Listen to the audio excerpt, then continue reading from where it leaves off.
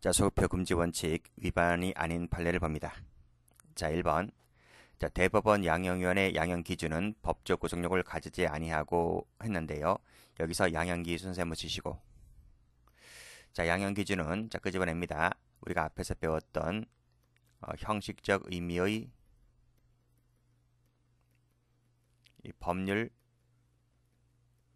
X. 자, 형식적 의미 법률이 아니죠. 형식적 의미 법률이라고 하면 법적 구속력을 가질 텐데요. 양형 기준은 법적 구속력을 갖지 않아요. 다만 법관의 양형에 있어서 법관에게 그 존중이 요구되는 것뿐이다 라는 겁니다. 따라서 꺽쇠 2번 대법원 양형위원회가 설정한 양형 기준이 발효되기 전에 공소가 제기된 범죄에 대하여 위 양형 기준을 참고하여 형을 양정했을 때 다시 한번 양형 기준 세모칠게요. 자, 이것은 형식 의미 법률이 아니기 때문에 죄형법 정직에 적용되지 않습니다. 따라서 불리한 법률이라 하더라도 소급 적용할 수 있다는 내용의 판결인데 출제가 아주 많이 되었습니다. 2번 갑니다. 자, 2번은 인지라는 말이 나오는데요. 뭐 친족 간의 범행 이런 말도 나오고요. 자, 여기서 노트를 펴봅니다. 노트를 펴면 이 소급표 금지 원칙이라고 하는 부분이 나올 거예요. 거기에서 밑에 인지 소급표 사건 보세요. 자, 요 그림을 좀 봅니다. 자, 갑이라는 사람과 을이라는 사람은 부부입니다. 법률혼. 법률혼이라고 하는 것은 혼인신고를 했다 이런 말입니다. 그런데 갑이라는 남편이 이 바람을 피워요. 그래서 병여와 즉 내연여인 병과 바람을 피워서 여기서 한 아이가 출생하게 되는데 이 아이는 법률혼이 아닌 바람을 피워서 난 자식이기 때문에 바깥에서 나온 자식이죠. 그래서 이 혼인은 법률혼입니다. 혼인 외에서 나온 자식, 그래서 혼외자 이렇게 부르죠. 혼외자 다른 말로 서자를 말합니다. 자, 이 시기를 시간 순으로 한번 나열해 볼게요. 90년 1월 1일 날 이 아이가 출생했다 할게요. 자, 출생했습니다. 자, 이제 무럭무럭 컸죠. 성인이 됐습니다. 그래서 20년이 지나서 2010년 1월 1일자에 이 아이가 무슨 짓을 했느냐면 이 갑은 A 입장에서 봤을 때 갑은 생부잖아요. 생부인데 생부가 가끔씩 찾아왔단 말입니다. 그래서 A가 그 자기 생부의 물건, 지갑을 훔쳐요. 여기서 절도를 합니다. 그래서 이제 이 갑은 갑작스럽게 자기 물건이 도난당했기 때문에 이제 경찰에 수사를 의뢰를 했고, 그래서 수사 중이면서 재판이 진행 중인데요. 그 재판 진행 과정에서 이 아이가 자기 친자식이라고 하는 것을 알게 돼요. 즉, 그 전까지는 이 내연녀가 알려주지 않았습니다. 그래서 몰랐던 것인데 진행하다 보니 나중에 뭐 피검사도 해보고 유전자 검사도 해보니 자기 친자식이 맞아요. 그래서 이 시점에서 갑이 A를 인지를 합니다. 인지라는 것이 뭐다? 법원에 가서 자기 호적의 자식으로 올린단 말이죠. 그것을 인지라고 해요. 그 인지라는 것을 하게 되면 그 인지 시부터 효력 발생하는 것이 아니라 이것이 이제 형사 말고 민사로 가게 되면 아주 복잡한데요. 민사로 가면 이것이 재산 상속과도 관련되어 있기 때문에 그 자식이 여러 명이다 보면 아주 복잡해지잖아요. 그래서 민법에서는 인지라고 하는 것을 인지 시부터 효력이 발생되는 것이 아니라 이 아이가 출생 시 태어날 때까지 그 효력을 과거로 거슬러 올라가서 효력을 발생시켜요. 이렇게. 그래서 인지 효력은 인지 시부터 효력 발생하는 것이 아니라 이때부터 내 자식이 되는 것이 아니라 이 아이가 출생할 때, 출생 시까지 효력이 거슬러 올라가서 이때부터 친자식이 되는 거예요. 아시겠죠? 그래서 민법에서는 이 인지를 하게 되면 이 혼의 자식도 법적으로 상속 지분을 다 받게 되는 거예요. 만약에 상속이 이루어졌다면 다시 재분배 절차가 진행되기도 합니다. 자, 다시 한번 인지를 하게 되면 이 아이가 출생한 때부터 친자식이 된다. 그래서 그것은 소급 적용을 해준단 말이죠. 왜냐하면 소급하는 것이 이 혼외 자식한테 유리하니까. 그래서 유리한 경우에는 소급표를 인정한다고 제가 전 시간에 말씀드렸습니다. 그러면 혼외 자식이었던 것이 혼인 중의 자식으로 바뀌게 되는 겁니다. 그러면 이 절취한 것도 혼인 중의 자식이 절취한 꼴이 되는 거죠. 그쵸? 자, 그래서 나중에 재판이 끝났을 때 재판장은 어떤 판결을 할까? 친자식이 훔친 꼴이니까요. 그래서 우리 형법에 328조 1항이 있었는데 그 1항에 가면 이 직계혈족관계의 경우에는 필요적 면제라고 하는 것을 해줍니다. 그래서 이 사람은 절도를 저질렀다 할지라도 형을 필요적으로 면제를 받게 되는데 이 328조 1항이 최근에 헌법재판소로부터 헌법 불합치 결정을 받게 돼요. 헌법 불합치 결정. 그래서 국회에서 이 관련 법 규정을 언제까지 개정을 하지 아니하면 이제 이 조항은 사문화됩니다. 그때까지는 이 법 적용을 중지하겠다는 거예요. 그래서 지금은 필요적 면제가 안 됩니다. 그래서 여러분들은 요거를 X하시고 헌법 불합치라고 필기를 해 두시고요. 자세한 것은 강론책 친족 상도에 가면 자세히 나와 있습니다. 일단 아시겠죠? 자, 여기까지 보시고 다시 교재로 와서 보시면 자, 맨 첫 번째 줄입니다. 자, 328조 1항이 친족 상도의 조문인데 제가 말씀드렸듯이 이 조항은 최근에 헌법 불합치 결정받았다고 했습니다. 나중에 이제 어떻게 개정이 되는지 폐지가 되는지를 좀 봐야 되겠습니다. 자, 친족 간의 법령에 관련된 규정이 적용되기 위한 친족 관계는 원칙적으로 범행 당시에 이 친족이라고 하는 친족 관계가 존재해야 되는 것이 맞다 이 말입니다. 원칙이 그렇다는 겁니다. 그런데 우리가 방금 노트에서 보았듯이 예외가 있다는 거죠. 자, 부가 혼의 자식을 인지했을 때, 자, 인지에다 세 묻힐게요. 인지를 했다면 그 자식의 출생시까지 효력이 소급한다 이 말입니다. 소급한다. 왜? 그게 이 아이한테 유리하니까. 유리한 소급표는 인정해준다 이 말이죠. 자, 이때 이와 같은 인지소급표는 친족 상들에 관한 규정의 적용에도 미친다 보아야 할 것이므로 인지가 범행 후에 이루어졌을 때, 방금 노트 봤죠? 자, 인지가 절도라는 범행 후에 이루어졌을 때는 그 인지라고 하는 것이 소급표가 있다는 것입니다. 소급표에 따라 형성되는 친족관계, 그렇죠? 형성되는 친족관계를 기초로 하여 친족 상들의 규정이 적용된다 하는 것이 요 과거의 판결 요지입니다. 그런데요, 제가 말씀드렸듯이 최근 헌재 판결에 따르게 되면 헌법 불합치 결정을 받았기 때문에 친족 상들의 규정은 적용되지 않습니다. 그래서 여러분들이 필기를 해두시는데요, 적용된다 이 부분을 X 하시고요. 형이 면제가 된다 안 된다? 형 면제 판결을 못 받아요. 그러면 이 지금 X 친 것을 어떻게 이 헌재 결정과 조화롭게 해석을 해서 바꾸어 주어야 할까라는 것인데요.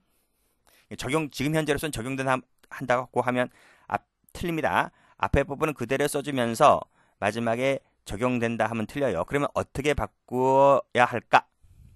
자, 그것은 최근에 2024년도에 해경 간부 시험에 나왔던 그 지문을 제가 적어드립니다. 자, 이렇게 적어두세요. 자, 형성되는 친족 관계를 기초로 하여 친족 상들의 규정이 여기까지 맞아요. 자, 적으세요. 해당하는지 여부를 판단한다. 자, 이렇게 24년도 해경 간부시험에 나왔던 지문인데, 해경 간부시험은 10월달, 매년 10월달에 실시가 됩니다. 이 친족 상들의 규정 헌법 불합치 결정은 그 해에 6월달에 나왔던 것이기 때문에 해경 간부는 그 불합치 결정을 반영해서 이제 출제한 것이거든요. 그래서 여러분들은 이렇게 꺽쇠 표시를 해가지고 이 지문을 집어넣으시면 되는 겁니다. 자, 그래서 다시 한번 읽어볼게요. 인지가 범행 후에 이루어진 경우에 인지 소급표에 따라 형성되는 친족 관계를 기초로 해서 친족 상들의 규정이 해당되는지 안 되는지 여부를 판단한다. 이렇게 하는 것이 보다 정확한 말이겠죠. 그렇죠? 이렇게 적어두시고 말씀드렸듯이 적용된다 하면 틀립니다. 자, 두 번째, 세 번째. 헌법재판소가 위헌 결정을 한다 이런 말입니다. 자, 위헌 결정 요 세모 칠게요. 자, 헌법재판소가 위헌 결정을 하게 되면 그 법조문은 어떤 효력을 받게 될까? 자, 헌법재판소로부터 어떤 해당 법률의 법 규정이 위헌 결정을 받게 되면요, 그 결정이 있는 날부터 효력을 발생하게 됩니다. 즉시 효력을 발생하게 됩니다. 그런데 예외가 있습니다. 그 해당 법조문이 형벌조항이라면, 요 형벌조항이라고 하면 그 법률 조항은 소급해서 효력을 상실해요. 이것은 그 헌법재판소법의 법 규정에 나와 있어요. 다시 한번 정리합니다.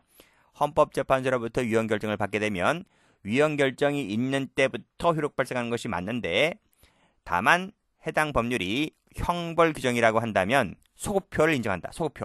소급표에서 효력을 상실한다고 했는데, 그러면 소급을 어디까지 할까? 어디까지 하겠어요? 자, 노트에서는 인지를 하게 되면 그 인지 효력이 이 아이가 출생 시까지 효력을 소급한다는 얘기죠. 그래서 태어날 때부터 이 아이가 혼인 중에 자식으로 바뀌게 되는 겁니다. 그러면 법률은 어떨 것 같아요? 법률의 위헌 결정에 대하여 소급표를 인정하게 되면 어디까지 소급한다는 얘기야? 그 해당 법조문이 태어났을 때부터.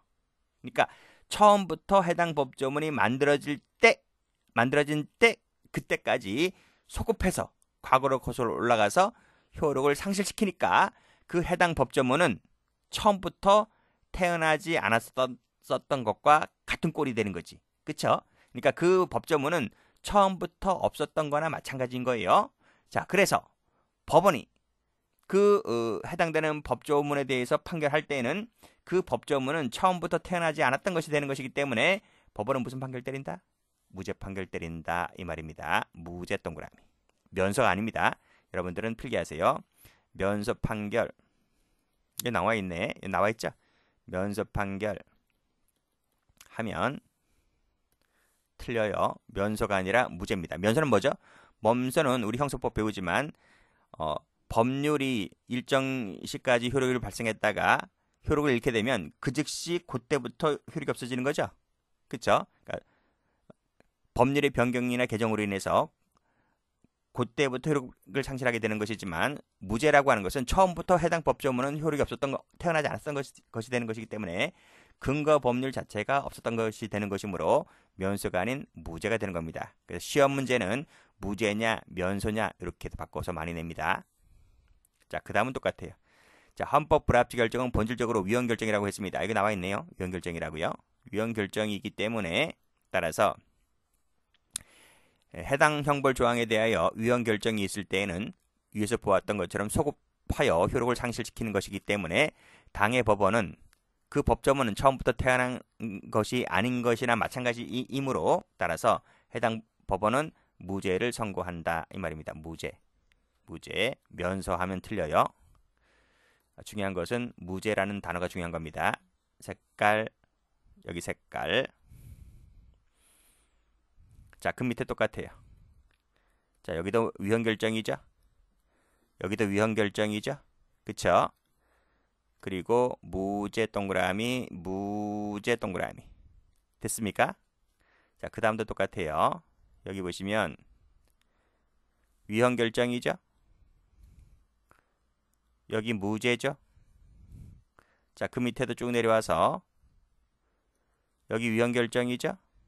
여기 불합치 결정이죠. 본질적으로 불합치 결정도 위헌 결정이니까요. 마지막에 뭐다? 범죄로 되지 아니하는 때. 자, 범죄로 되지 아니하는 때라고 하는 것은 무슨 판결 때린다? 무죄 판결 때리겠다 이 말입니다. 여기도 헌법 불합치 결정을 선고하면서 입법 개선 촉구를 하였는데 위 시한까지 법 개정이 이루어지지 않았습니다. 분명 헌재는 언제까지 법 개정하라고 했는데 그때까지 법 개정이 이루어지지 않았습니다. 그러면 효력이 상실되는데 소급해서 효력이 상실됩니다. 따라서 위 판결과 마찬가지로 무죄 판결 때린다 이런 말이죠. 색깔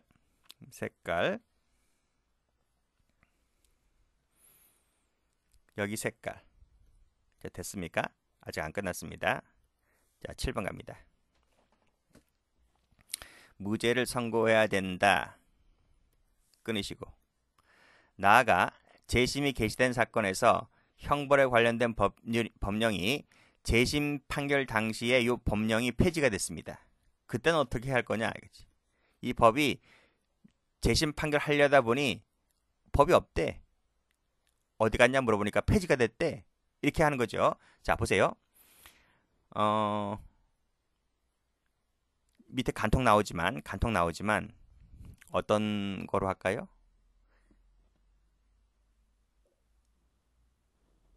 혼빈간 해볼까? 혼인빙자 간음. 혼빈간에 대해서 이제 혼인빙자 간음을 했습니다. 근데 사례를 좀 바꿔볼게요. 그 혼빈간에 대해서 위헌 결정 받았다 쳐볼게요. 자, 위헌 결정 받았다면 어떻게 돼? 무죄로 나오는 거지. 무죄로. 자, 무죄로 나옵니다. 그런데 그 당사자는 무죄로 나왔지만 혼빈간을 뭐 한두 명이 했어? 과거에 혼빈간을 해가지고 유죄 판결 받은 사람이 억수로 많잖아요. 자, 그 사람들도 이제 큰일 난 거야.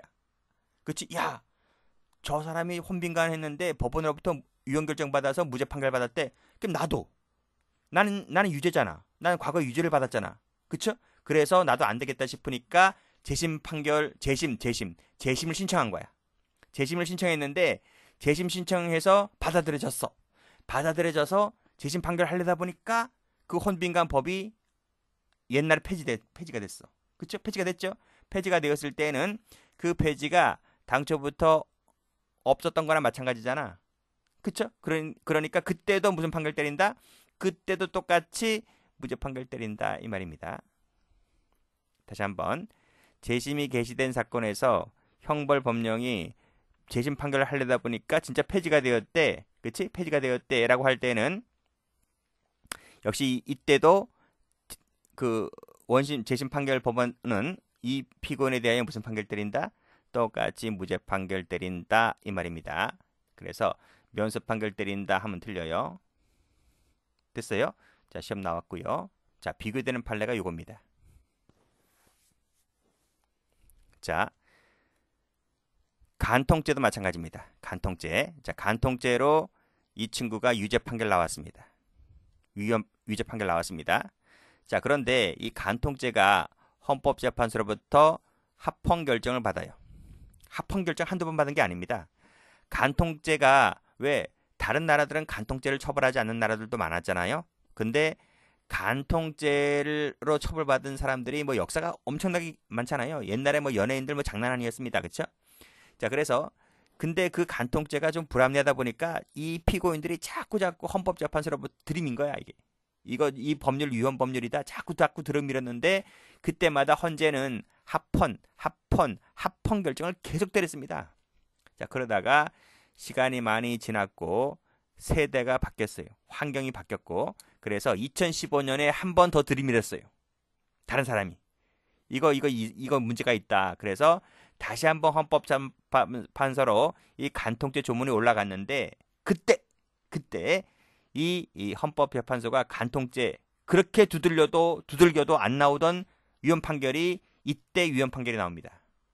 아시겠죠? 그래서 위헌 판결 나오니까 과거에 합헌 결정 받아서 유죄 판결 받은 전과자들이 어떻게 했어? 유죄 판결 받으면 죽을 때까지 그거 갖고 가야 되잖아요. 그렇지? 그래서 명예회복 차원에서 이 친구들이 재심을 청구합니다. 재심을 청구했는데 그래서 재심이 개시가 되고 신급에 따라서 다시 심리를 했는데 이때 1심이 면소 판결 때립니다. 분명 여기서 무죄가 나와야 되는데 방금 위에서 무죄가 나왔잖아. 무죄가 나와야 되는데 이 간통 사건에서는 이 면소가 나오는 거야. 이거 하늘과 땅 차이거든. 그래서 피고인이 항소를 합니다. 이 면소 판결이 왜 면소냐? 무죄가 나와야지라고 항소를 하니까 원심에서 2심이죠. 2심에서 또 항소를 기각해버려. 이게 맞대. 그러니까 1심도 면소고 2심도 면소인 거야. 어떻게 됐어? 대법원까지 간 거야 이게. 갔는데 자, 분명히 앞에서 뭐라고 했어요? 소급표라고 하는 것이 여기 보시면 형벌 조항은 소급해서 효력을 발생한다고 했잖아요. 소급해서 효력을 상실시킨다고 했잖아요. 근데 이건 뭐가 다를까? 이건 뭐가 다를까? 자, 여기서 보세요. 위헌결정 나왔죠? 형벌조항, 간통죄라고 하는 형벌조항이 위헌결정 나오면 소급효가 발생한다고 했잖아요. 자, 소급해야 되는데 소급할 때 간통죄가 처음에 만들어졌던 때까지 출생할 때 그때까지 소급효가 발생하느냐? 자, 보세요. 자, 앞에 노트를 보시면 자, 여기서 인지를 하게 되면 쭉 과거로 올라갑니다. 쭉 올라가서 여기 출생시까지 쭉 올라가는 거죠. 쭉 올라가서 막힐 것이 없습니다. 쭉 올라갑니다. 그런데요. 여기 간통죄가 위헌결정 받았거든요. 받아서 쭉 효력이 올라갑니다. 자, 쭉 가는데 어디서 걸리냐면 이 합헌결정에서 딱 막혀. 여기 출생시까지 거슬러 올라가야 되는데 올라갈 여기까지 쭉 가야 되거든. 쭉 가야 되는데 앞에서 합헌 결정이 있는 여기서 딱 막히는 거야. 막혀서 이 관문을 통과를 못 해요. 바로 앞에 합헌 결정이 있기 때문에. 그래서 소급효가 무작정 이 법이 태어날 때까지 거슬러 올라가는 게 아니라 앞에 합헌 결정이 있다면 합헌 결정이 딱 막힌다니까요. 효력이. 이해되시죠? 그래서 여기 종전에 합헌이 나왔다면 합헌이 있는 사건이라면 그 결정이 있는 즉 합헌 결정이 있는 날의 다음 날까지 소급한다 그지. 그러니까 여기서 딱 멈춘다는 거지. 합헌 결정이 있는 그 다음 날까지만 효력이 가는 것이고 그 전까지는 못 간다는 거야. 그래서 이것이 그러면 어떻게 되는 거죠? 그러면 여기까지는 여기 출생시부터 여기까지는 합헌이라는 거지. 그리고 여기부터가 위헌이라는 거지. 그러면 여기까지는 효력이 유효했고 그 다음부터가 무효다 보니까 있었다가 없어진 꼴이 되는 것이기 때문에 따라서 이것은 무죄 판결이 아니고 무슨 판결 때려야 된다? 1조 2항에 나와 있죠. 이때는 면서 판결을 때린다 이 말입니다. 됐어요? 면서 판결 때린다. 그 점에서 다른 소급효가 인정되는 무죄 판결과 차이가 있다는 것을 꼭 좀 알아두시기 바랍니다. 그래서 요 판례랑 이것을 지워버릴게요. 자, 그래서 요 방금 위에 있던 형벌 법령이 재심 판결 당시 폐지가 되었다 할 때는 무죄 판결 때리지만 여기서 간통죄처럼 합헌이 나오고 위헌이 나올 때는 위헌 결정에 대해서 소급효가 인정되지만 소급효가 여기까지 합헌 결정이 날 때 직후까지만 효력이 미치기 때문에 따라서 이 경우에는 면서 판결 사유다라고 하는 것을 꼭 좀 비교해서 알아두시기 바랍니다. 이건 최신 판례입니다. 지금 뭐 2019년이면 뭐 옛날도 아닙니다. 몇 년 전에 불과하기 때문에 출제 가능성이 있는 거죠. 꼭 비교를 해두시고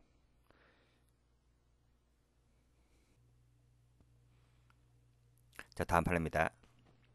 자, 이 역시 중요한 판례인데 영업 금지를 명한 영업허가 취소 처분 자체가 나중에 행정쟁송 절차에 따라 취소가 되었다. 이게 무슨 말이냐면 어떤 사람이 영업을 했어요.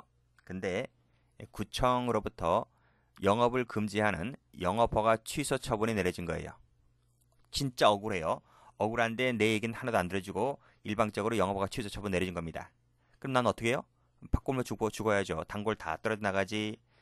나중에 뭐 그때까지 임대료는 계속 내야 되는 거지. 쫄딱 굶어 죽게 생겼습니다. 그래서 너무 억울하기 때문에 이 친구가 소송을 걸었어. 그것이 행정소송을 걸었는데 행정소송을 걸어서 이겼어. 그래서 행정소송에서 취소 결정이 나왔어.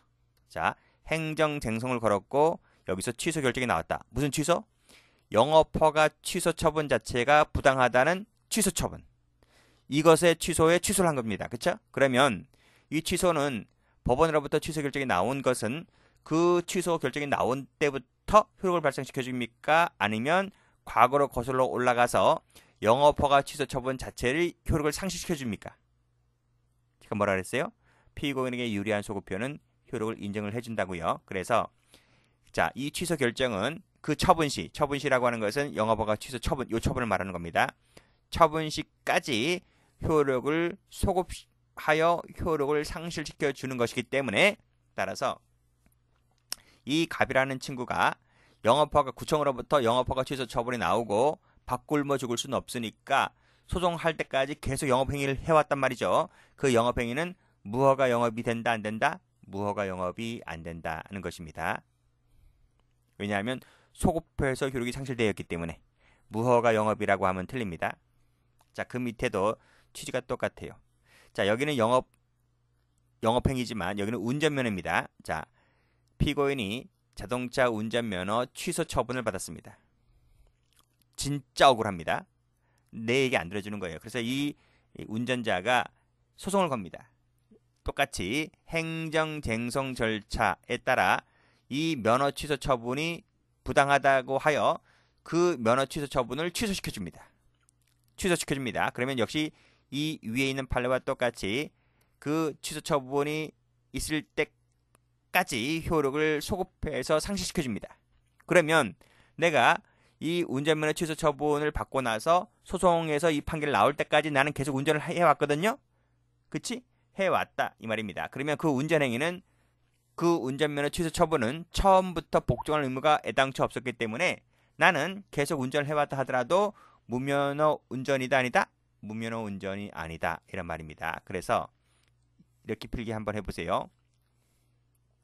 위 면허 처분에 복종할 의무가 원래부터 없었음이 후에 확정되었다는 말은 이 밑에도 나오지만 가로 열고 무면허 운전이 아니다. 운전 X라는 말이 생략되어 있는 겁니다. 자, 그 밑에 똑같아요. 자, 도주 차량으로 운전면허 취소 처분을 받았는데 나중에 이것이 이 취소 처분이 행정청으로부터, 행정청이 법원이죠. 행정청이 운전면허 취소 처분을 철회했다 하면 이것은 처음부터 여기 복종할 의무가 없었음이 원래음이 확정한 것과 마찬가지이기 때문에 이 역시 마찬가지로 무면허 운전이 아니다 이런 얘기입니다. 1번, 2번은 행정쟁송에서 내려진 결정이고 요 밑에 있는 요 판례는 행정청 스스로가 철회했네요. 행정청 스스로가 운전면허 취소 처분을 철회를 했다면 이 역시 마찬가지로 무면허 운전죄가 아니다는 얘기입니다. 그 밑에도 취지가 똑같아요. 똑같은 것은 제가 한 박스로 이렇게 묶어놨습니다. 행정청의 자동차 운전면허 취소 처분이 나중에 행정쟁송이라든지 직권으로 취소가 되면 자, 소급해서 효력을 잃게 되는 것이기 때문에 원래부터 복종할 의무가 없었음이 확정된 것이므로 따라서 무면허 운전죄가 아니다 이런 얘기죠. 또 쭉 읽어보시면 똑같은 내용을 반복하고 있는 겁니다. 여기서 무죄 판결이 확정되었다면 역시 그 취소 처분이 취소되지 않았다 할지라도 무면허 운전죄가 아니다 이런 얘기입니다. 자, 다음 판례. 자, 이 판례 두 가지도 비슷한 판례인데요. 이건 무슨 얘기냐면, 자, 도로교통법 44조 제1항인데 이건 무슨 것이냐면 2번 이상 음주운전입니다. 음주운전. 그래서 44조 1항이라고 하는 것이 음주운전을 말하는 거야. 술에 취한 상태에서 하는 음주운전. 자, 이것을 2번 이상 위반한 사람으로서 또다시 한 번 이 음주운전을 하면, 그치? 술에 취한 상태에서 운전을 하면 형량이 높습니다. 하한이 1년입니다. 1년 이상 3년 이하 징역이라든지 이러이러한 벌금에 처하도록 하고 있다는 것입니다. 그러면 이 사람이 운전면허를 몇 번 해야지 요 조항 위반죄가 되나요? 2번 했죠. 2번 이상 하고 또다시 한 번 하는 겁니다. 플러스가 되는 거죠. 보세요. 여기서 음주운전, 여기서 음주운전. 그러면 2번 했죠. 한 번 더 해야 돼. 여기서 음주운전. 그럼 총 3번이지. 그치? 3번을 해야지 형량이 1년 이상 3년 이하 징역이 되는 겁니다. 이렇게 규정하고 있다는 것입니다. 그런데 여기서 요 2번 하고 요 2번으로 음주운전 했잖아요. 음주운전 했는데 3번째 하기 전에 여기서 법 개정이 들어가요. 개정이 들어간다. 자, 보세요.